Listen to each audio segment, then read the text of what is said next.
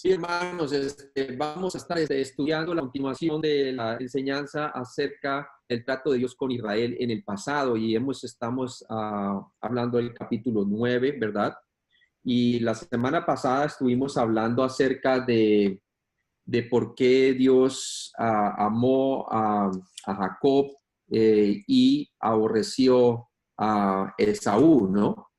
Y vimos que básicamente Jacob representa a la nación de Israel y Esaú representa a Edom, ¿no? Como está escrito, dice la palabra de Dios. Y obviamente es una referencia a Malaquías capítulo 1, ¿no? Y vemos que realmente se está discutiendo la pregunta, llegamos hasta el versículo 18 la semana pasada, y vimos el versículo 17 y 18, y vamos a retomarlo a partir de allí, y vamos a orar, vamos a pedirle al Señor que nos muestre a nosotros realmente que de la manera como Dios endureció el corazón de Faraón cuando Israel estaba en Egipto, y lo hizo para demostrar su gloria y su poder y para que su nombre se hiciese conocer en el mundo de ese entonces como la tierra de Canaán y los otros enemigos, ¿verdad? De igual manera, Dios ahora en este tiempo, a partir de que Israel rechazó como nación al Mesías, también endureció el corazón a la nación de Israel de una manera parcial, porque no es total, porque todavía hay algunos judíos que se salvan, pero parcial, ¿verdad? ¿Para qué? Para mostrar su gloria ahora a las naciones por medio del Evangelio de Cristo, ¿no? Entonces, vamos a ver ese paralelismo que hay entre lo que Dios tiene la autoridad de hacer vasos de honra y vasos de deshonra, unos para uso ordinario y otros para usos más privilegiados, ¿no? Y vamos a ver que Dios tiene esa prerrogativa y vamos a orar para que Dios nos ayude a entender el programa de Dios para Israel y la iglesia, que prácticamente es lo que está ahora Pablo tratando de introducir en del capítulo 9, del 17 hasta el versículo 29, que me toca a mí, pero en realidad va hasta el 31 y luego le toca al hermano John. Entonces vamos a orar. Padre Celestial, gracias por todo lo que tú nos has dado, Señor. Gracias, Padre, por usar a la nación de Israel, porque tú los amaste a ellos debido a la promesa de los padres, Señor, a la promesa abrahámica, Señor. Y básicamente tú has puesto tu amor sobre Israel, como dice en Jeremías, con amor eterno te he amado, ¿no? Y vamos a ver, Señor, que no es porque era una gran nación o porque era grandes en número, sino porque Dios tiene misericordia, Señor. Y gracias por ese pacto abrahámico, nosotros los gentiles hemos venido a ser bendecidos por la bendición abrahámica, porque tu palabra dice en Génesis 12:3 que en tu simiente serían bendecidas, la simiente de Abraham, todas las familias de la tierra. Entonces, ayúdanos, Señor, a mirar los propósitos de Dios que se van a aclarar claramente aquí en este capítulo y que podamos nosotros ver que Dios tiene un propósito grande y que el endurecimiento de Israel, el rechazo de Israel hacia su Mesías y luego el endurecimiento que Dios le dio, tenía un propósito. Y el propósito es para que tu nombre fuese glorificado entre los gentiles, Señor. Te pido que tú nos ayudes, nos abra los ojos, el entendimiento para entender la palabra de Dios hoy en Cristo Jesús. Amén. Entonces, vamos a leer allí del versículo 17 al 18 para coger el sentido en donde estábamos la vez pasada. Y dice así: porque la escritura dice a Faraón, para esto mismo te he levantado, para mostrar en ti mi poder y para que mi nombre sea anunciado en toda la tierra. De manera que de quien quiere tiene misericordia y al que quiere endurecer, endurece. Y vamos a ver que Dios a quien quiere tiene misericordia y a quien quiere endurece, debido a que Dios es un Dios de promesas, ¿verdad? Y vamos a ver que la misericordia Dios la ha puesto sobre la nación de Israel, en el caso cuando estuvo bajo Egipto, pero vamos a ver que también el hecho de que la nación de Israel haya tenido esa bendición y esa misericordia no quiere decir que Dios tampoco disciplina a Israel, porque sí, la disciplinó cuando rechazó al Mesías, ¿verdad? Y endurecimiento en parte ha venido a Israel hasta que entre la plenitud de los gentiles, porque Es por medio de ese endurecimiento que las naciones gentiles vinieron a conocer el Evangelio de Cristo. Y vamos a ver claramente que el programa de Dios en hacer todo esto, ¿verdad? Tiene un propósito divino. Y gloria a Dios, pues, la mente de Dios es omnisciente, Él lo sabe todo, ¿verdad? Y sus pensamientos son más altos que los nuestros. Entonces vamos a coger estos versículos y vamos a retomar un poquito de donde tomamos la semana pasada y luego continuamos. Entonces vemos que la conclusión en el versículo 18 es que a la pregunta, ¿es Dios injusto en su trato con Israel? No, Dios no es injusto.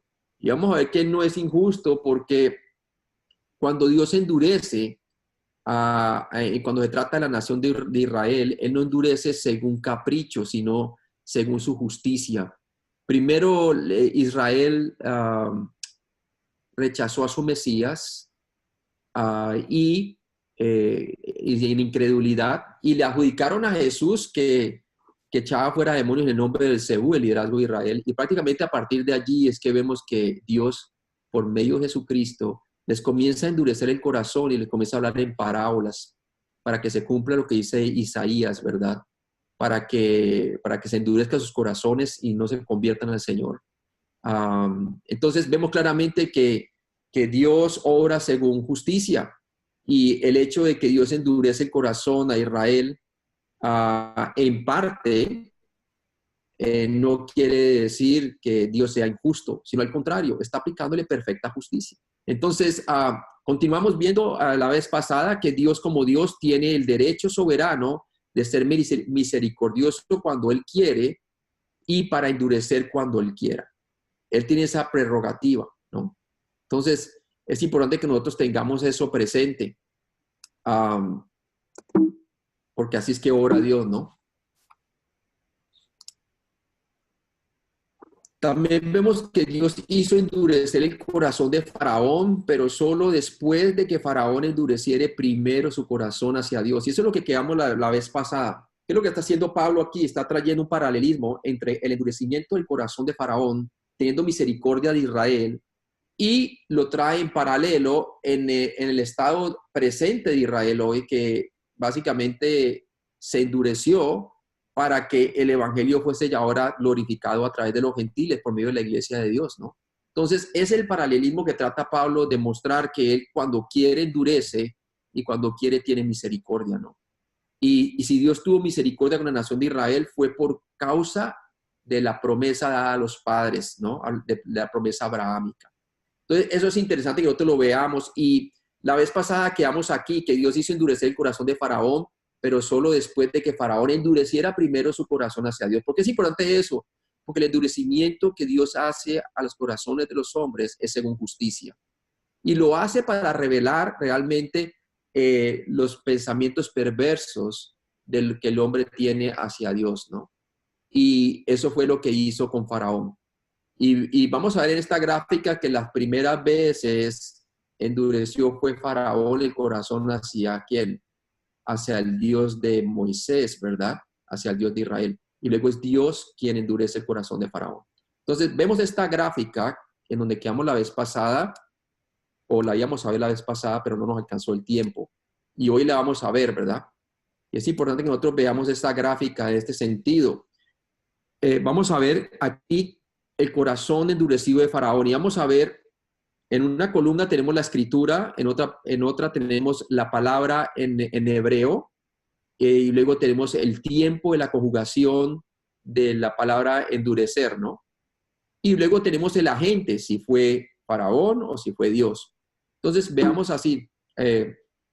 Lo primero que vemos es que en Éxodo 4:21 tenemos una explicación acerca de eso, ¿no? En Éxodo 4:21, por lo menos, usted puede ver que está la profecía cuando Moisés fue enviado en camino hacia Egipto. Dios hizo una profecía y leemos así: y dijo Jehová a Moisés, cuando hayas vuelto de Egipto, mira que hagas delante de Faraón todas las maravillas que he puesto en tu mano, pero yo endureceré su corazón de modo que no dejará ir al pueblo. Entonces muestra muy claramente que Dios de antemano le dio esta profecía de que cómo ellos iban a volver, ¿verdad? Y cómo iba a ser realmente Moisés cuando llegara ya a Egipto. Y que Dios le iba a endurecer ultimadamente su corazón, ¿no? Entonces vemos la primera mención de la profecía y está la palabra allí en hebreo y tenemos el tiempo de su conjugación. Y el agente, que es lo que más nos interesa aquí, vemos que Dios es el agente de esta profecía. Por ahora nada ha ocurrido, Dios le anticipa de antemano, le predice cómo van a suceder las cosas. Y se lo dice a quién, a Moisés. En Éxodo 7:3 vemos que vemos otra profecía hacia a Moisés dada por Dios. Y esta profecía es dada a Moisés y a Aarón cuando estaban ante Faraón, ya estando en tierra de Egipto. Y en Éxodo 7:3 nos dice así: y yo endureceré el corazón de Faraón y multiplicaré en la tierra de Egipto mis señales y mis maravillas. Y obviamente vemos que está refiriendo a que Dios da otra profecía y se está refiriendo a las plagas que iba a traer sobre Egipto. En Éxodo capítulo 7:13 vemos entonces que es la primera vez que Faraón endurece su corazón. En Éxodo 7:13 dice que Faraón endureció su corazón contra Dios. Cuando Moisés se le presenta diciéndole que le deje a su pueblo ir, ¿verdad? En Éxodo 7:22 vemos nuevamente que es el Faraón quien endurece su corazón. Y vamos a ver que hay 6 veces primeros. El Faraón endurece su corazón 6 veces en primera instancia antes de que Dios proceda a endurecer su corazón a Faraón, ¿no? En Éxodo 8:15 vemos también que Faraón endurece el corazón. En Éxodo 8:19 nuevamente vemos que Faraón endurece el corazón la cuarta vez. En Éxodo 8:32 vemos nuevamente que Faraón endurece el corazón. Por eso la palabra de Dios, como vamos a estudiar más adelante, nos dice que él soportó con paciencia los vasos de deshonra, ¿verdad? El Faraón y Egipto, ¿no? Ajá. Tuvo paciencia, mire, 1, 2, 3, 4, 5 veces endureció. La sexta vez está aquí. Éxodo 9:7. Faraón vuelve a endurecer el corazón una vez más. Entonces, 6 veces endurece el corazón. Y en Éxodo 9:12 vemos entonces que Dios por primera vez endurece el corazón de Faraón, ¿cierto? En Éxodo 9:12 vemos claramente que él endurece el corazón a Faraón. ¿Por qué le endurece el corazón? Habíamos visto la vez pasada que lo endurece el corazón para que pueda soportar todas las plagas y para que finalmente en su obstinación él pueda aún así perseguir a ¿quién? A los judíos hasta el Mar Rojo y pudiera Dios glorificarse en el Mar Rojo para que se hiciese notable ante las naciones que habían alrededor de que Dios había acabado con ¿quién? Con los armamentos de Faraón, ¿verdad? Que efectivamente pasó. En Éxodo 9:34 vemos entonces que Faraón y sus siervos endurecen el corazón. Éxodo 9:35 vemos entonces que Faraón nuevamente endurece el corazón. En Éxodo 10:1 vemos que Dios endurece el corazón una segunda vez a Faraón. En Éxodo 10:20 vemos entonces que Dios nuevamente vuelve a endurecer el corazón a Faraón. Y en Éxodo 10:27 vemos que Dios nuevamente endurece el corazón. En Éxodo 11:10 Dios nuevamente lo hace, y en Éxodo 14:4 vemos que Dios da otra profecía. Y en esa profecía, después de que él da esa profecía, vemos en Éxodo 14:8 de que Dios endurece nuevamente a quien finalmente el corazón de Faraón para que después de dejarlos ir, él diga, no, yo tengo que ir detrás de ellos, ¿no? Y ahí es donde se muestra realmente, se revela la condición depravada del corazón de Faraón cuando Dios le endurece el corazón. Hace efectivo la maldad de él, ¿verdad? Y le permite que él actúe conforme a su concupiscencia, ¿no? Su deseo malvado. Y persigue al pueblo de Israel y sabe pues cómo terminaron ellos allí en el Mar Rojo, cuando Dios se glorifica en ellos. Entonces, la enseñanza en este pasaje no es sobre quién va a ir al cielo o quién tiene que ir al infierno. Pablo no estaba enseñando la justificación en este pasaje, ¿verdad? En ningún momento él está enseñando acerca de la justificación. Él está enseñando aquí es de la misericordia que tuvo con Israel y el endurecimiento que tuvo ¿con quién? Con Faraón y la nación de egipcia. Entonces, es claro que nosotros veamos eso.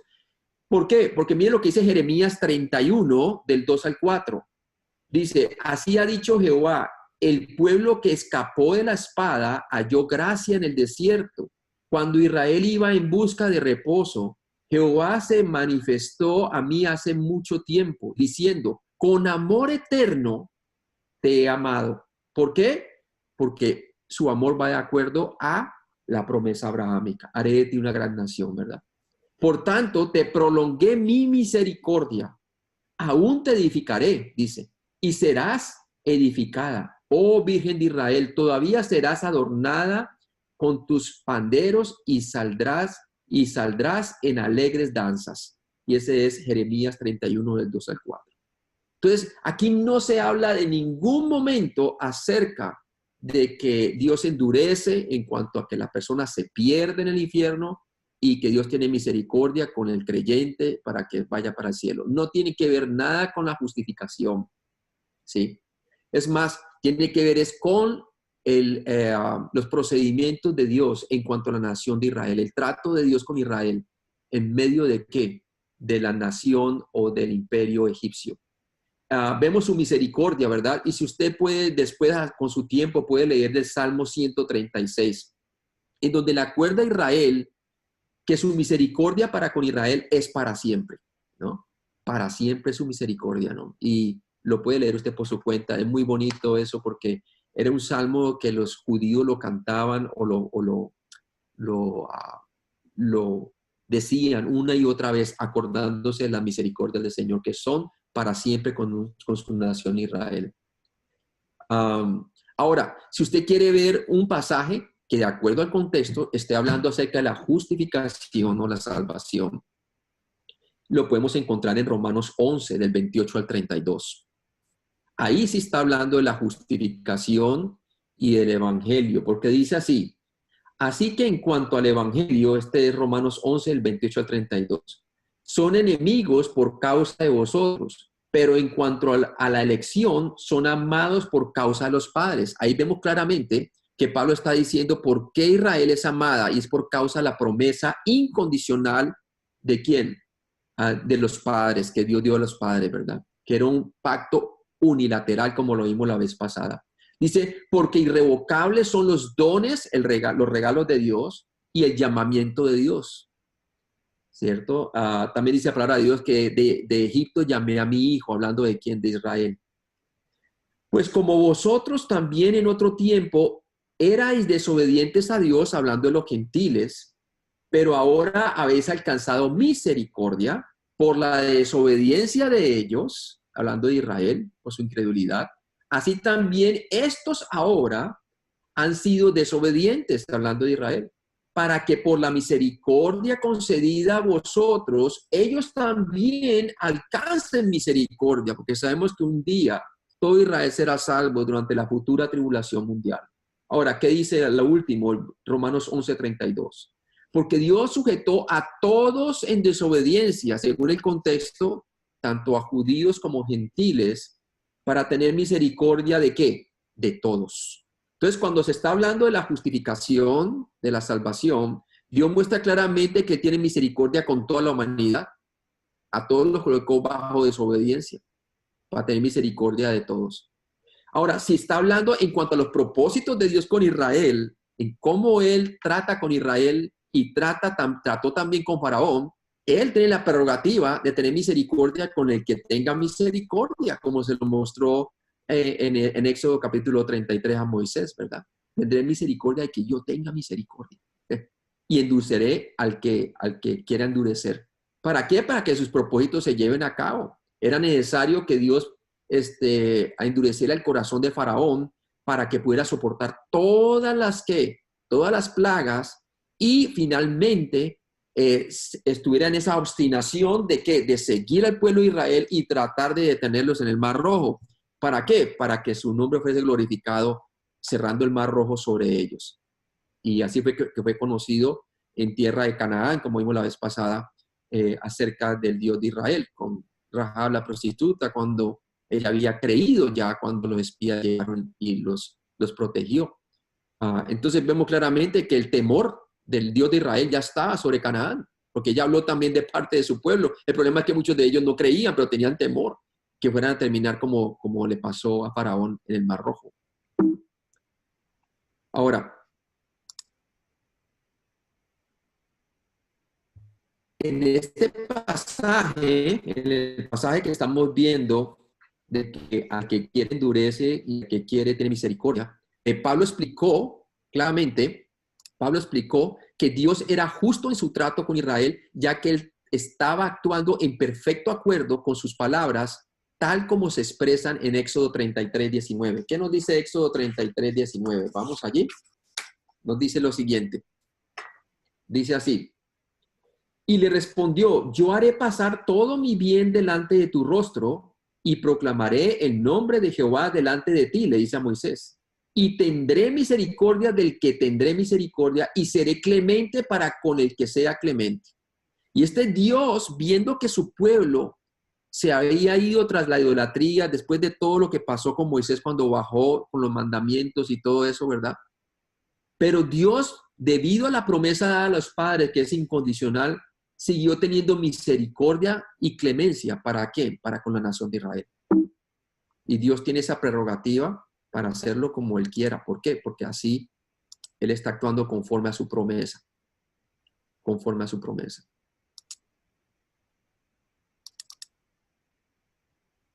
Continuamos entonces.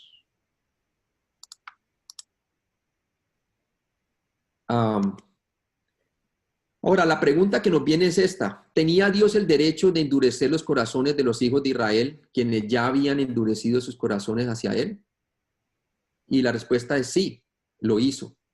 Y comparamos Romanos 9, del 31 al 32. O sea, Pablo está trayendo aquí en paralelo, así como Dios endureció el corazón de ¿quién? De Faraón. Ahora en este tiempo ha endurecido el corazón de Israel, ¿verdad? Del momento en que rechazaron al Mesías. Y Dios tiene el derecho de hacerlo. ¿Por qué? Porque rechazaron al Mesías. Y podemos comparar eso en Romanos capítulo 9, del 31 al 32, con Romanos 11, 25. Y dice así, Romanos 9, del 31 al 32. Mas Israel, que iba tras una ley de justicia, no la alcanzó. ¿Por qué? Porque iban tras ella no por fe, sino como por obras de la ley, pues tropezaron en la piedra de tropiezo, en la piedra angular que era Cristo. Entonces vemos muy bien que el problema es que ellos no la alcanzaron, no porque Dios no se los permitió, sino porque ellos no creyeron en Jesucristo, no creyeron que Él era el Mesías. Es más, le atribuyeron a Él que echaba fuera demonios en el nombre de Belcebú, que es la blasfemia contra el Espíritu Santo, que únicamente ocurrió cuando Jesús estaba en la tierra. Y ocurrió únicamente ¿para qué? Para la nación de Israel. Ahora, miren lo que dice Romanos 11, 25. Porque no quiero, hermanos, que ignoréis este misterio, le dice a la parte gentil, le dice a Romano, para que no seáis arrogantes en cuanto a vosotros mismos, que ha acontecido a Israel endurecimiento en parte hasta que haya entrado la plenitud de los gentiles. Entonces vemos claramente que Dios endureció en parte a Israel hasta que entre la plenitud de los gentiles. Quiere decir que debido a que Dios endureció el corazón de Israel, ahora los gentiles tienen oportunidad de conocer la gloria de Dios por medio del Evangelio de Cristo. Por eso vemos nosotros, por lo menos en Juan capítulo 2, del 39 al 41, vemos cómo respondió Dios cuando Israel se rechazó al Mesías. Y dice así, estaba predicho en Juan 12, del 39 al 41. Dice, por esto no podían creer, porque también dijo Isaías, cegó los ojos de ellos y endureció ¿qué? Su corazón, para que no vean con los ojos y entiendan con el corazón y se conviertan y yo los sane. Isaías dijo esto cuando vio su gloria y habló acerca de él en profecía. Entonces, se cumplió eso. Cuando blasfemaron contra el Espíritu Santo, Dios decidió entonces, por medio de Cristo, en Mateo capítulo 12 fue la blasfemia contra el Espíritu Santo, y en Mateo capítulo 13 vemos que le comenzó a hablar en parábolas para que se cumpliese lo que está escrito en Juan 12, el 39 al 41, acerca de Isaías, para que le endureció el corazón, ¿verdad?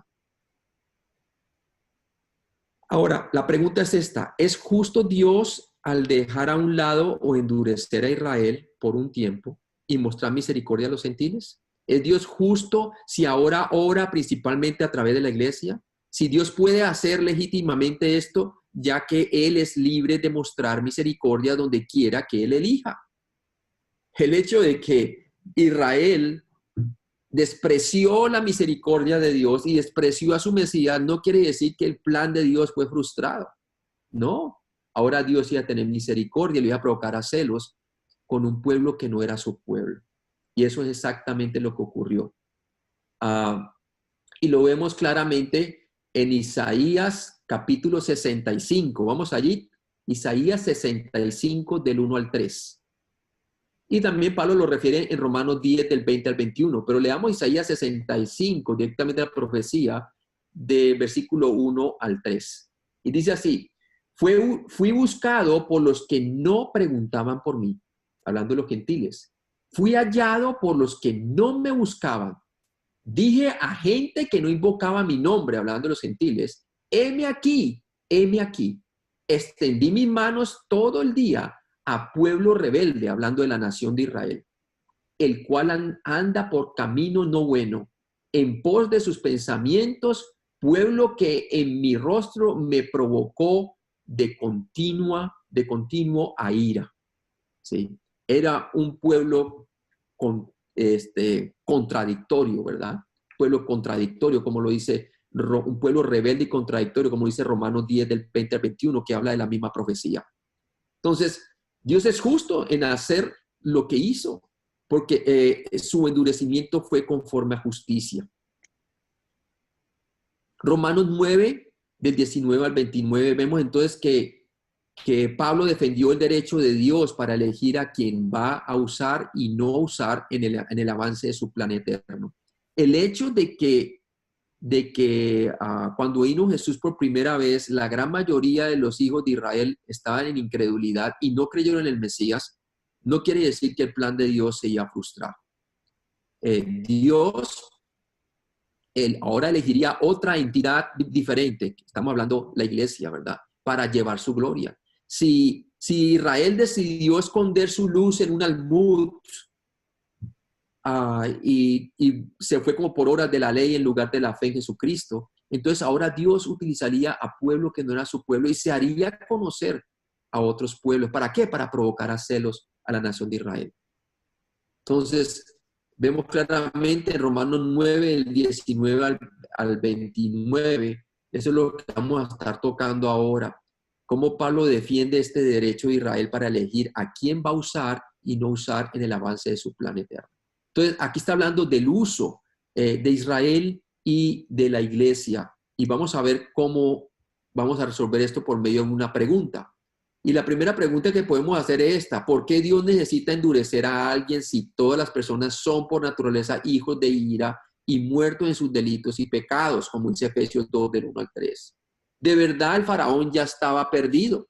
Dios no tenía que endurecerle su corazón para que se pierda. Él ya había nacido porque en pecado me concibió mi madre. Todo hombre nace pecador sobre la tierra. O sea que Dios no tenía que endurecer a Faraón para que se perdiera, para ir al infierno, sino más bien para juzgar a él y su ejército físicamente, para mostrarle que Dios es soberano sobre la tierra y que el Dios de Israel es el Dios verdadero. Y sobre todo que era Dios sobre todos los dioses falsos. ¿De quién? Que habían en Egipto. Por eso las 10 plagas, ¿no? Cada una dirigida hacia un dios egipcio. Cuando Dios endureció el corazón de Faraón, esto no sucedió así para que él fuese al infierno. Faraón, como un hombre no salvo, ya estaba en camino al infierno. Dios no tiene que hacer nada para que las personas se vayan al infierno. En el infierno Dios manifiesta perfecta justicia por el pecado del hombre. Y el hombre no debe hacer nada para ir al infierno. Se van solitos, a no ser que pongan su confianza en el Evangelio, en quién es Cristo, el Mesías, el Señor, quien murió por nuestros pecados y resucitó entre los muertos, su obra, ¿verdad? Y cuando uno pone su fe solamente en Él, es salvo. Y ya vimos en Romanos capítulo 9 que no todos los descendientes de Israel son Israel, sino únicamente los que, ¿qué? Los que, los que, los que son descendientes según la promesa. Quiere decir los que han puesto su fe en Jesucristo. Esos son los verdaderos israelitas. Entonces vemos claramente que aquí la palabra de Dios, cuando endureció el corazón a Faraón, no sucedió para enviarlo al infierno. Él ya había directamente al infierno. Dios endureció el corazón de Faraón para que el Faraón no fuese a ceder ante la presión de las plagas y dejara ir a Israel antes de tiempo, antes de que Dios hubiese realizado por completo sus planes. ¿Sabe que eso efectivamente es lo que estaba haciendo Faraón? Porque cuando la última plaga finalmente lo estaba dejando ir, a pesar de que Dios ya le había endurecido el corazón anteriormente, ¿verdad? Pero tuvo que endurecerlo nuevamente para que se manifestase su orgullo y fuera y los persiguiera. Porque mira lo que dice Éxodo 17, porque él finalmente los dejó ir, pero mira lo que pasó en Éxodo 17. Y vamos a ver que esto ocurrió antes de caer la octava plaga de langosta sobre Egipto. Así reaccionaron los siervos de Faraón ante la advertencia de Moisés. Entonces los siervos de Faraón le dijeron en Éxodo 17, ¿hasta cuándo será este hombre un lazo o causa de ruina para nosotros? Hablando de Moisés, ¿no? Dijeron los siervos de Faraón. Deja ir a estos hombres para que sirvan a Jehová su Dios. ¿Acaso no sabes todavía que Egipto está ya destruido? Imagínense, pues. Y obviamente vemos que salió finalmente, después de las 10 plagas, obstinadamente salió a perseguirlos. Increíble, ¿no? Entonces, el faraón tuvo el privilegio de ser usado para la gloria de Dios. Dios se glorificó en faraón. ¿Y cómo se glorificó? Se glorificó en juicio en el Mar Rojo. Vemos en Romanos 9:17, nos dice la palabra de Dios así. Porque la escritura dice a Faraón, para esto mismo te he levantado, para mostrar en ti mi poder y para que mi nombre sea anunciado por toda la tierra. Hablando de la tierra de ese entonces. Y sí que todos los demás pueblos que estaban en Canaán y en todos los alrededores de la tierra prometida, habían conocido de la derrota de Egipto en el Mar Rojo. Y era el imperio dominante en esa época. Romanos 9, del 19 al 29. Entonces vemos que Pablo da 7 respuestas a 2 preguntas acusatorias levantadas por el oponente judío imaginario. Porque quizá el oponente judío imaginario podría preguntarse, ¿por qué pues inculpa? Porque ¿quién ha resistido a su voluntad? ¿Sí? ¿Quién ha resistido a su voluntad? Nadie, ¿verdad? Si Dios da conforme a la iniquidad del hombre, ¿cómo? Endureciéndole su corazón. Romanos 9, 19, ¿qué nos dice la palabra de Dios? Nos dice así. Dice, pero me dirás, ¿por qué pues inculpa? ¿Por qué? Porque ¿quién ha resistido la voluntad? ¿Quién ha resistido su voluntad? Entonces, esta pregunta podría leerse, si Dios endurece irresistiblemente a alguien, ¿cómo puede culpar a esa persona de rebelión? ¿Cómo puede acusar a esa persona de rebelión? Pero la verdad es que cuando Dios endurece a una persona, la entrega a su debido extravío, quiere decir, a su pecado que ya tenía de antemano, que ya tenía en su propósito hacer. Y cuando el Señor endurece el corazón, entonces hace que el hombre en su obstinación piense que el plan que tenía va a resultar. Y por eso vemos claramente que pasó con Faraón y también pasó con los líderes de Israel. Cuando los líderes de Israel rechazaron a Jesús como Mesías y blasfemaron contra el Espíritu Santo, Jesús dijo que él escondería el rostro de ellos, les endureció el corazón y les dijo que escondería el rostro de ellos y lloró por Jerusalén y dijo que no habían conocido el día de su visitación. Y también dijo, les dio un juicio y les dijo a ellos que no verían su rostro hasta que digan bendito el que viene en el nombre del Señor. Y es más, a partir de ayer ya no les hablaba abiertamente. ya no le hablaba abiertamente. Entonces, vemos claramente que fue, ¿por qué le endureció el corazón? Porque desde antemano ya Jesús lo querían matar. Y Jesús los comparó a ellos que eran como Satanás, que es homicida desde el principio, que eran hijos del maligno. Y realmente eso se amplificó cuando ellos mintieron, el liderazgo de Israel, los sacerdotes vinieron, los líderes, y hablaron pues para entregar a Jesús mintiendo y mostraron claramente que querían crucificarle. Y obviamente querían que no fuera durante la Pascua, ¿verdad? O sea, ya todo su corazón que tenía de antemano, antes de que fuera endurecido, se llevó a cabo ya una vez siendo endurecidos, ¿no? Entonces, muestra claramente que Dios solamente está manifestando su justicia cuando endurece el corazón de las personas o de la nación, en este caso, en su gran mayoría, los incrédulos de Israel. Romanos 9:20a, ¿qué nos dice la palabra? Nos dice así: mas antes, oh hombre, esta es la respuesta, ¿quién eres tú para que alterques con Dios? ¿Quién eres tú para que alterques con Dios? Vemos claramente aquí que el altercar con Dios de nada sirve, ¿no? De nada sirve altercar con Dios. Es algo que no sirve, ¿no?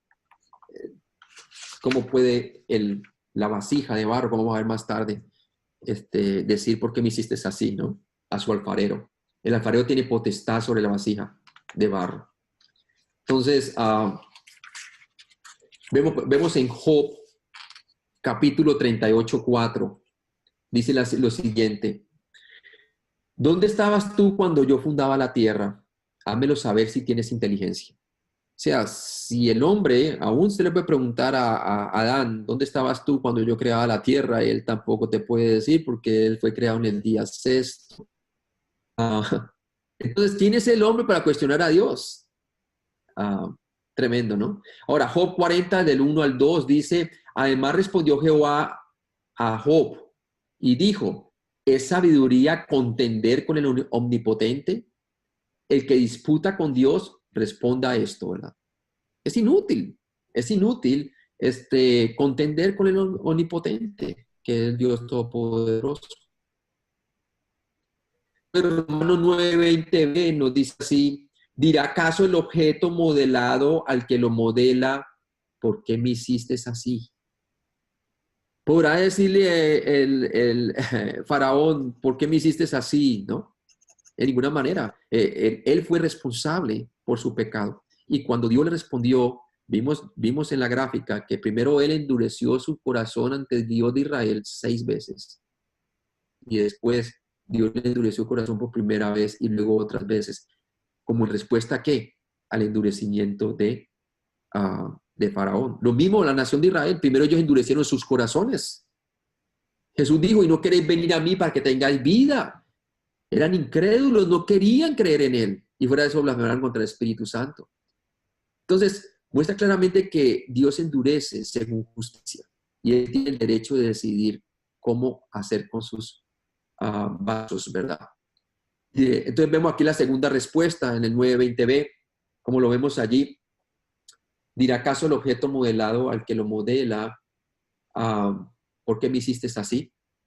Entonces, es ilógico de un objeto modelado el preguntar a su creador en cuanto a su propósito diseñado.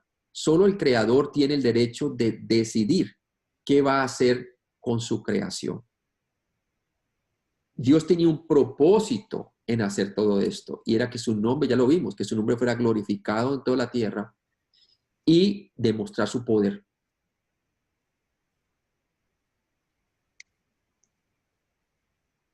Lo mismo con la nación de Israel.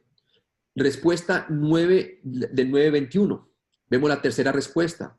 Y vamos a ver que el 9:21 nos dice así: o no tiene potestad o derecho el alfarero sobre el barro para hacer de la misma masa un vaso para honra, es decir, uso honorable, literalmente, y otro para deshonra, literalmente, uso ordinario.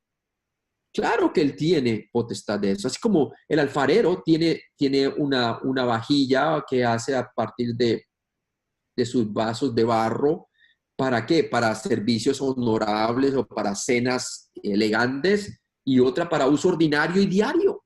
No tiene, así como tiene potestad el alfarero a hacer de sus vasijas como él quiera, de igual manera lo tiene el Señor en cuanto a sus propósitos que tenía con Faraón y que tenía con Israel y que tiene con Israel hasta el día de hoy.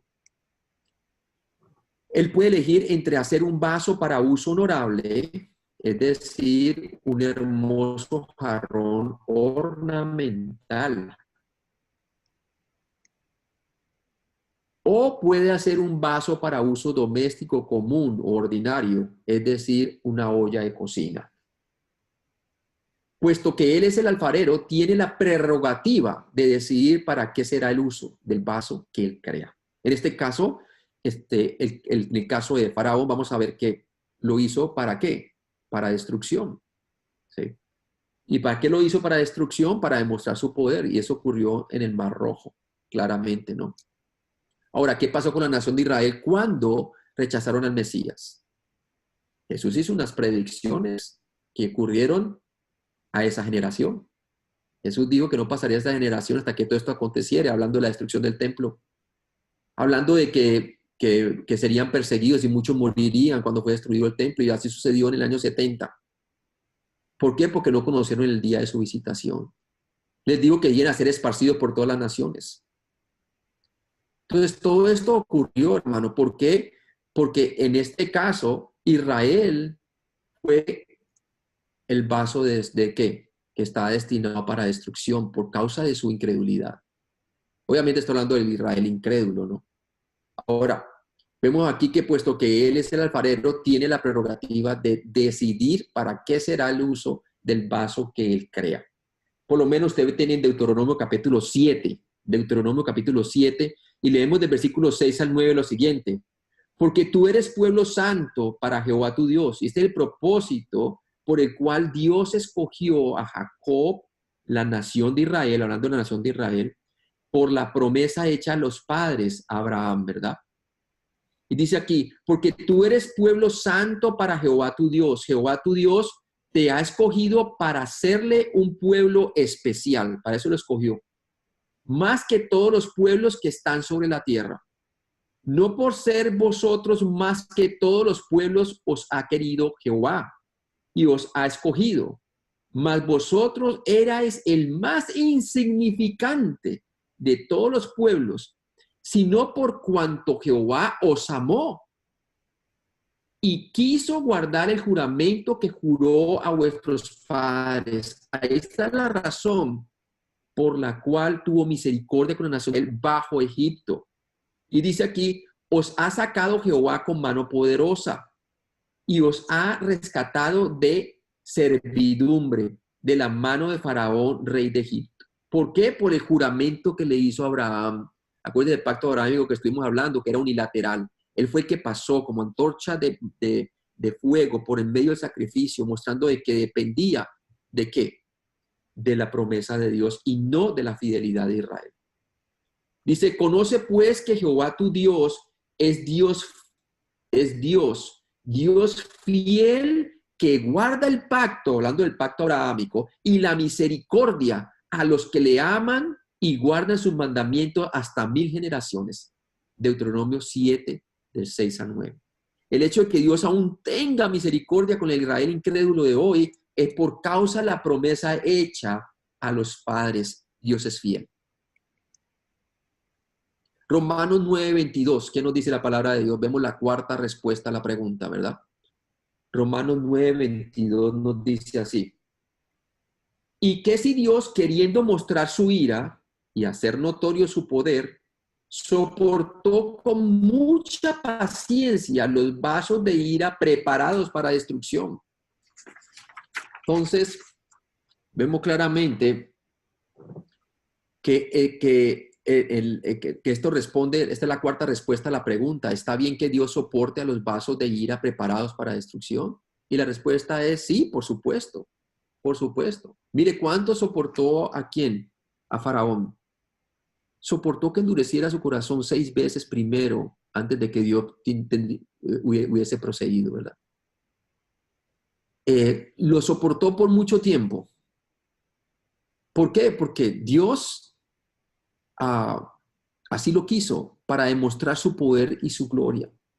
Mire, vemos claramente en Éxodo 9:16. Y a la verdad yo te he puesto para mostrar en ti mi poder y para mi nombre sea anunciado en toda la tierra. Y se lo dijo acerca de Faraón, ¿verdad? Este, para eso Dios preparó este vaso de ira para demostrar su gloria sobre todas las naciones, que el Dios de Israel gobierna supremo sobre todas las naciones. Vemos claramente que ya que van a enfrentar el juicio de todos modos, ¿qué importa a nosotros si Dios pacientemente soporta los vasos de ira un poco más para que Él pueda mostrar su gloria y poder a través de ellos?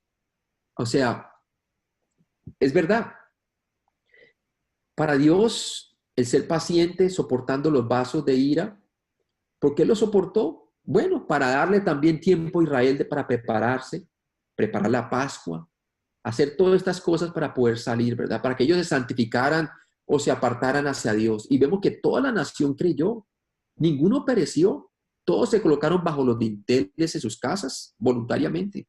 Y luego todos pasaron por la nube, con la nube, ¿verdad? La gloria, chequina gloria de Dios, de noche, alumbrando como llama de fuego y durante el día como una nube, ¿verdad? Y pasaron todos.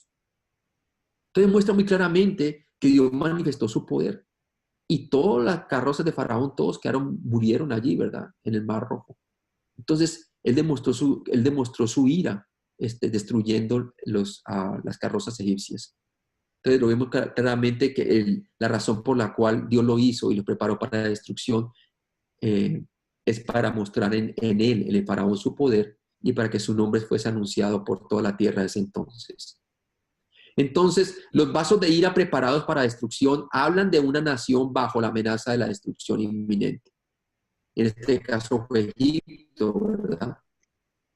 A veces Dios da a las naciones rebeldes o individuos más tiempo en sus malos caminos, sabiendo que Él puede mostrar su poder e ira por medio de ¿qué? De su juicio. Y dice aquí en Romanos 2, nos dice Proverbios 16, del 4 al 5 así.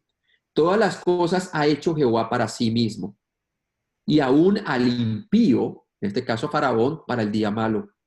Abominación es a Jehová todo altivo de corazón, como lo era Faraón. Ciertamente no quedará impune. No quedó impune, ¿verdad? Quedaron todos sus ejércitos sumergidos en el Mar Rojo. Murieron. Por el contrario, a menudo Dios soporta pacientemente a los vasos de ira con la esperanza de que vengan a tener un cambio de mentalidad. Usted se pone a ver por qué tenía que mandarle una y otra vez ¿a quién? A Moisés, después de cada plaga. Así de pronto lo dejaba ir a su pueblo Israel. Es porque Dios es paciente. Dios es paciente. Aunque Dios sabía muy bien que se iba a glorificar y ya había profetizado que esto iba a ocurrir, Dios no tenía que hacer nada en Faraón para que no creyera en el Dios en el Dios de Israel. Dios sabía de antemano de que Faraón nunca había creer en el Dios de Israel. Y se lo dijo, ¿a quién? A Moisés, diciendo que lo iba a sacar con mano poderosa. Quiere decir, a través de juzgando que a la nación egipcia. Así se lo dijo claramente en profecía. Entonces, vemos claramente que Dios tiene misericordia. Por el contrario, a menudo Dios soporta pacientemente a los vasos de ira con la esperanza de que vengan a tener un cambio de mentalidad o un arrepentimiento. Mire lo que dice Romanos 2, del 4 al 5. Como también pasó con Nínive, ¿se acuerda? Y se arrepintieron ante el mensaje de Jonás. Dios fue paciente con ellos. Ahora, mire lo que dice Romanos 2, del 4 al 5. Dice, o menospreciáis las riquezas de su benignidad, paciencia y longanimidad, ignorando que su benignidad te guía al arrepentimiento, pero por tu dureza y por tu corazón no arrepentido, atesoras a ti mismo ira para el día de la ira y de la revelación del justo juicio de Dios. Ahora, bíblicamente, hay muchas naciones que podrían ajustarse a esta categoría, es decir, Sodoma y Gomorra, Nínive en los días de Jonás, o ciudades como Jerusalén, Corazín, Betsaida, o Capernaum en los días de Jesús.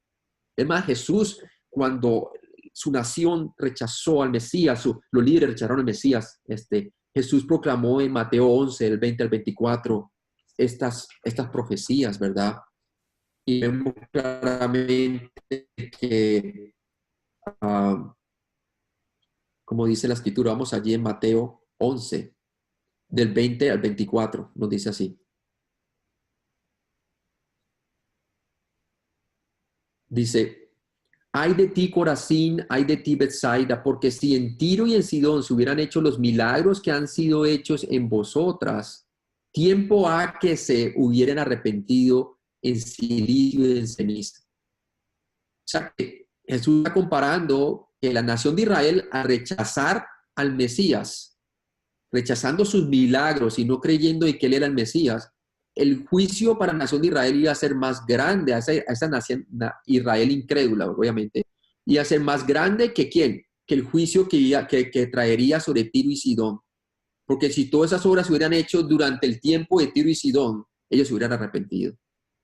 Ahora, mira lo que dice el versículo 23. Por tanto, os digo que en el día del juicio será más tolerable el castigo para Tiro y para Sidón, porque ellos no vieron con sus ojos el Mesías ni sus milagros, ¿verdad? Que para vosotras. Entonces, dice, esas son las ciudades que eran impenitentes, ¿no? O sea, que Dios iba a traer juicio sobre ellas, ¿no? Eran ciudades que realmente no habían aceptado, no habían creído en que el Mesías había llegado, ¿no? Entonces, son ciudades que Dios iba a traer un juicio más grande que mejor dicho, para Israel, más grande que lo que trajo a estas ciudades, ¿no? Dice: y tú, Capernaum, que eres levantada hasta el cielo, hasta el Hades, serás abatida, porque si en Sodoma se hubiera hecho los milagros que han sido hechos en ti, habrían permanecido hasta el día de hoy. Por tanto, os digo que en el día del juicio será más tolerable el castigo para la tierra de Sodoma y Gomorra que para ti. Entonces Jesús está diciendo, el castigo para los judíos en el tiempo de Jesús, para esa generación que lo vio a él en carne haciendo los milagros y todo, es más severo que para todas estas ciudades que perecieron, ¿verdad? Porque si Jesús hubiera estado en esas ciudades en su tiempo, ellos hubieran arrepentido. Imagínense cómo el Señor está trayendo a cuentas a la nación de Israel de ese tiempo, a esa generación, ¿no? Continuamos. Romanos 9, del 23 al 24. Vamos a leer allí Romanos 9, del 23 al 24. Nos dice así: y para hacer notorias las riquezas de su gloria, las mostró para con los vasos de misericordia que él preparó de antemano para la gloria. Quinta respuesta: está bien que Dios elabore un plan que le dé gloria, aun si esta involucra a una entidad otra que Israel. ¿Hablando de qué? De que se endureció el corazón de los judíos, porque ellos endurecieron el corazón primero. ¿Está bien que Dios utilice otra entidad para causarles hacerlo? Claro que sí. La iglesia de Jesucristo formada por creyentes judíos y gentiles es un vaso de misericordia. Y lo vimos claramente en Isaías 65:1, cuando la profecía nos dice que sería encontrado por lo que no me buscaban, ¿verdad? Hablando de los gentiles. Una vez Israel lo hubiera rechazado. Debido al rechazo nacional del Mesías por parte de Israel, la iglesia ahora ha sido hecha un vaso para honra o gloria. Efesios 2, del 4 al 7, vamos allí. Efesios 2, del 4 al 7.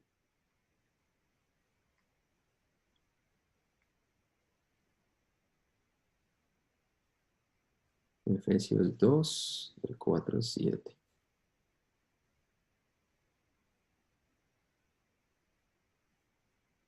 Nos dice así: pero Dios, que es rico en misericordia, por su gran amor con que nos amó, aun estando muertos en pecados, nos dio vida juntamente con Cristo. Por gracia sois salvos. Y juntamente con Él nos resucitó y asimismo nos hizo sentar en los lugares celestiales con Cristo Jesús, para mostrar en los siglos venideros las abundantes riquezas de su gracia en su bondad para con nosotros. ¿En quién? En Cristo Jesús. Y si usted lee el versículo 11 al 22, también nos habla de todo eso, ¿verdad? Entonces, vemos claramente que el rechazo nacional de Israel por parte de Israel, del Mesías, la iglesia ahora ha sido hecha un vaso para honra.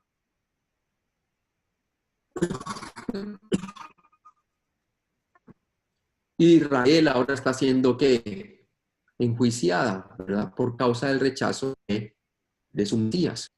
Obviamente, Dios le ha endurecido parcialmente, porque todavía hay algunos judíos que se salvan, ¿no? Pero como nación, un día habrá una Israel creyente, ¿verdad? Pero será más tarde al final de la tribulación mundial. En la presente era de la iglesia, Dios ha hecho a todos los creyentes, ya sean de entre Israel y de entre los gentiles, en vasos de misericordia, como parte de la iglesia. Vasos de misericordia. Lo hizo así al traernos a todos juntos en esta nueva entidad llamada la Iglesia de Jesucristo. Primera de Corintios 10:32. Vamos allí. Primera de Corintios 10:32. 10, versículo 32.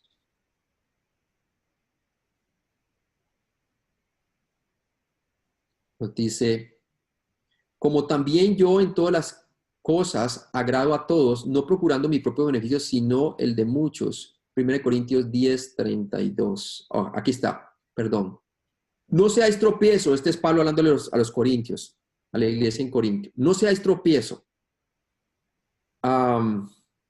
ni a judíos, hablando judíos inconversos, ni a gentiles, gentiles inconversos, ni a la iglesia de Dios. Entonces, ¿y quién es la iglesia de Dios? Judíos y creyentes, judíos y gentiles creyentes, ¿verdad? Entonces, muestra claramente que las entidades son claras aquí. Distingue que no seamos tropiezo a los judíos, hay que decir a la Israel inconversa, ni a los gentiles inconversos, ni a otros creyentes dentro de la iglesia de Dios. O sea, que muestra muy claramente que Dios tiene un plan para Israel y un plan para la iglesia. Pablo muestra claramente allí, ¿no? En Efesios 2, del 11 al 22, usted también puede ver cómo la iglesia ha sido bendecida con toda bendición espiritual en los lugares celestes y cómo nos salvó a nosotros para buenas obras, ¿no? No por buenas obras, sino para buenas obras. Fuimos creados en Cristo Jesús para buenas obras. Ahora Dios se glorifica por medio de otra entidad que se llama la iglesia, que son los creyentes, las personas que han puesto su fe en Jesucristo. Ahora, Romanos 9, del 25 al 26, leemos así. Como también en Oseas dice, llamaré pueblo mío al que no era mi pueblo, y a la no amada, amada. Y en el lugar donde se les dijo, vosotros sois pueblo mío, allí serán llamados hijos del Dios viviente. Oh, perdón, dice, y en el lugar donde se les dijo, vosotros no sois pueblo mío, hablando de los gentiles, allí serán llamados los gentiles hijos del Dios viviente, ¿no? Entonces, Romanos 9:25 está comparado con Oseas 2:23, predijo que las personas que no eran el pueblo de Dios, los gentiles, serían llamados el pueblo de Dios, y que las personas que no fueron amadas, los gentiles, serían amadas. ¿Y por qué ocurrió todo eso? Porque acuérdese la promesa abrahámica. En tu simiente, le dijo Abraham, serían bendecidas todas las familias de la tierra. Entonces, el pacto abrahámico incondicional, de la manera como Dios ama a Israel incondicionalmente, ahora ama a su iglesia incondicionalmente. Romanos 9:26, comparado con Oseas 1:10, predijo que las personas que no eran hijos de Dios, gentiles, llegarían a ser conocidos como hijos del Dios viviente. Romanos 9, del 27 al 29, nos dice, también Isaías clama tocante a Israel. Si fuera el número de los hijos de Israel como la arena del mar, tan solo el remanente será salvo. Romanos 9:28, porque el Señor ejecutará su sentencia sobre la tierra en justicia y con prontitud. Entonces, la séptima respuesta, finalmente, para que el cuestionador tenga paz en la mente, Dios le dice que todavía tiene planes para salvar a una porción de Israel en el fin. ¿Sí? ¿Por qué? Dice ahí claramente, también Isaías clama tocante a Israel, si fuera el número de los hijos de Israel como la arena del mar, tan solo el remanente será que salvo, será salvo. Pablo citó Isaías 10 del 22 al 23 para testificar que Dios salvará a algunos de Israel. Claramente lo está diciendo. Romanos 9:27, a pesar de que puedan haber millones de israelitas, Dios solo garantizó mantener por siempre a una pequeña porción o remanente. Él guardará su promesa a pesar de que la mayoría de Israel lo rechazó. Por eso dice que el endurecimiento está en parte. Es más, Pablo era un judío y era creyente. El día de Pentecostés salvaron 3,000, pero en comparación a todas las naciones es poquito, ¿verdad? Luego salvaron otros 5,000. Pero a partir de allí ya el evangelio se volvió más hacia los gentiles, y eran pocos los judíos que hasta el día de hoy se salvan, ¿no? Pero Dios prometió tener un remanente. Romanos 9:28. Al final de la era, Dios ejecutará su palabra de juicio sobre la tierra de forma rápida y completa. Porque el Señor ejecutará su sentencia sobre la tierra en justicia y con prontitud. Dios derramará su ira sobre la tierra durante un periodo de 7 años de tribulación, la semana 70ª de Daniel. Y vemos eso también en Isaías 10, del 23 al 24. Vamos allí. Isaías 10.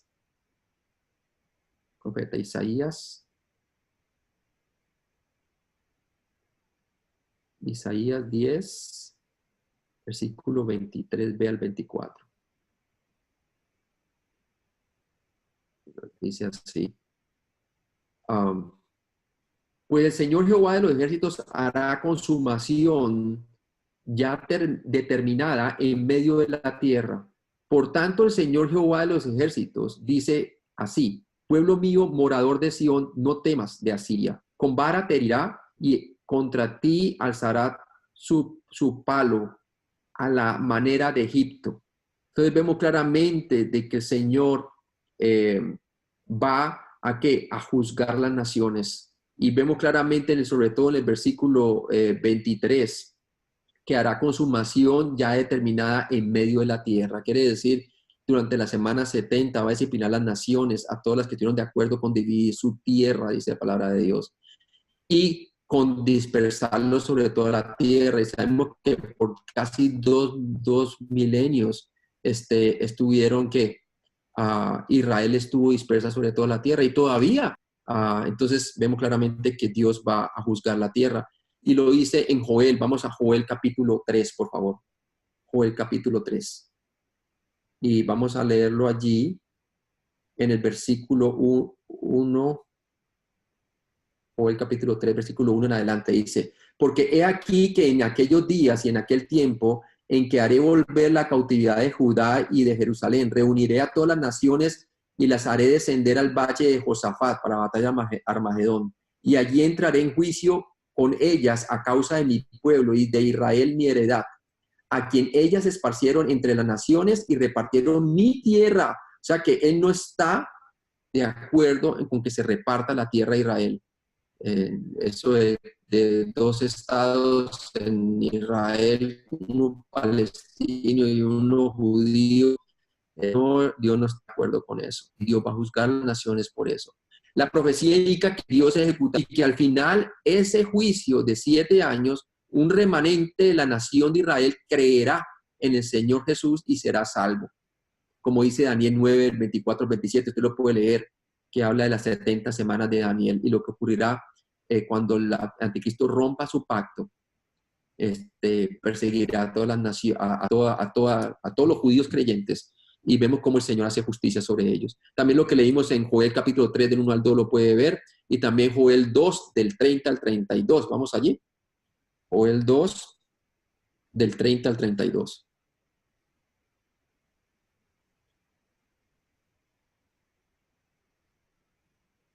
Dice así: y daré prodigios en el cielo y en la tierra, sangre y fuego y columnas de humo. Eso no pasó el día de Pentecostés. El sol se convertirá en tinieblas y la luna en sangre, antes que venga el día grande y espantoso ¿de qué?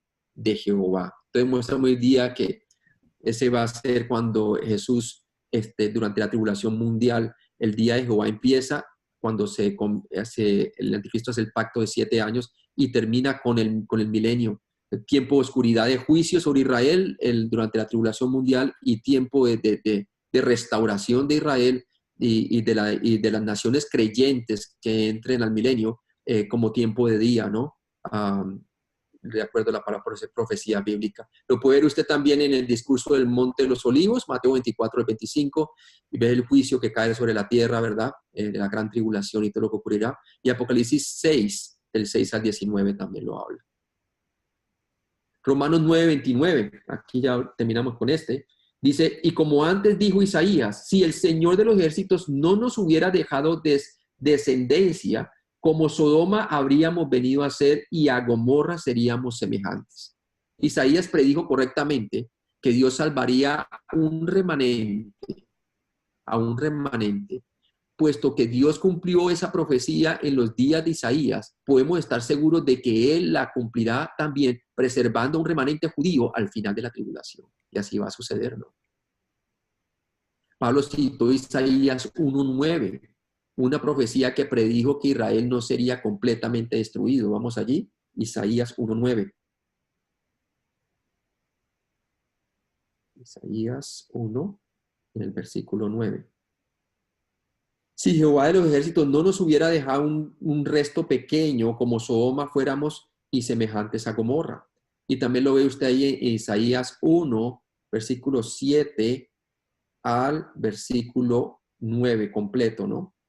Leámoslo completo. Dice, vuestra tierra será destruida, vuestras ciudades puestas a fuego, vuestra tierra delante de vosotros, comida por extranjeros y asolada como asolamiento de extraños, y queda la hija de Sión como ¿qué?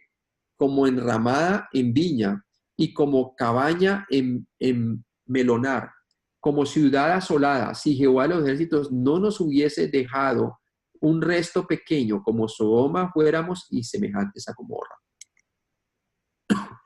Isaías predijo con exactitud que los asirios no destruirían a Jerusalén. Dios preservó un remanente, a pesar de la apostasía de Israel, un remanente de Israel, incluso en el día malo, en ese día. Y también lo va a hacer durante la tribulación mundial. Conclusión. No cuestione las acciones, el trato presente de Dios con Israel, como lo vimos en Romanos 9:19, porque al final Él preservará un remanente de Israel. Dios es fiel y siempre guardará sus promesas y pactos a Abraham, como dice Romanos 11:15. ¿Qué nos dice Romanos 11:15? Vamos allí, para que nos acordemos. Romanos 11:15.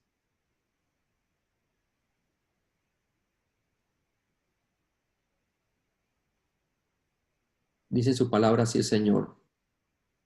Porque si su exclusión es la reconciliación del mundo, hablando si la exclusión temporal de Israel es la reconciliación del mundo, ¿qué será su admisión si no vida entre los muertos? Claro que sí, eso es lo que va a ocurrir. Va a haber una Israel creyente al final de la tribulación y obviamente va a resucitar todo el Antiguo Testamento creyentes de judíos y van a entrar y de la tribulación también quienes murieron, los mártires, y entrarán todos junto con la iglesia ya glorificada al milenio, ¿verdad? Entonces vemos claramente que Dios es fiel y siempre guardará sus promesas y pactos a Abraham. Y va a haber, y tenemos que entender los planes de Dios, que así como utilizó a Faraón para glorificarse y mostrar misericordia con Israel, ahora endureció el corazón de Israel debido a su incredulidad y, por lo tanto, debido a su exclusión temporal de Israel, porque Dios lo excluyó o lo marginó temporalmente hasta el día de hoy. Ahora ha venido la reconciliación de los gentiles, y por medio de ¿qué? De la iglesia. Pero también nos dice qué será su admisión, porque Dios ha prometido que va a tener un pueblo creyente, un Israel creyente durante el milenio, y que Israel será nación cabeza durante el milenio, y todas las naciones vendrán a adorar a Jerusalén, y será su nación será nación cabeza y será la nación sobre la cual se sentará el Mesías con vara de hierro, ¿verdad? Y gobernará sobre el mundo entero. Y será como el Edén nuevamente, dice la palabra de Dios, según la profecía, en la tierra en ese tiempo, ¿no? Y si las primicias son santas, también la masa restante, si las primicias son santas, hablando de qué, del tiempo pasado de los patriarcas. la masa restante. Y si la raíz es santa, también lo son las ramas. ¿Por qué? Por la Dios de las promesas. Están separados con un propósito los judíos para que un día vengan a creer en Cristo. Obviamente, si un judío no cree en Cristo hoy individualmente, va al infierno, pero estamos hablando de la Israel durante la tribulación mundial. La gran mayoría van a ser salvos. Y ahí termina mi parte, ¿no? Ahí termina mi parte, hermanos. Ahí llegamos con mi parte.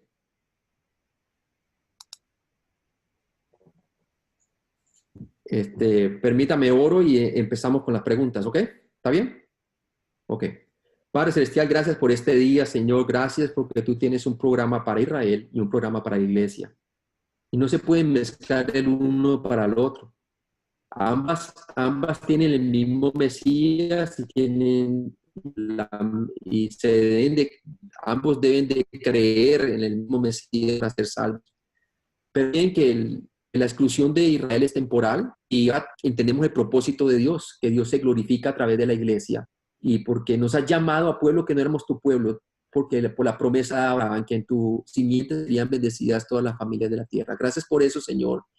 Gracias, Señor, porque debido al endurecimiento de Israel, nosotros hemos venido a ser incluidos dentro de lo que es la savia, como dice tu palabra, cuando tú hablas de Israel, Señor, que ellos son el olivo original, el olivo original, ¿verdad? Y que nosotros somos olivos silvestres y que nosotros hemos sido injertados, las ramas, nosotros como rama hemos sido injertados en contra de naturaleza para que podamos ser bendecidos a través de la savia, con las promesas abrahámicas, Señor.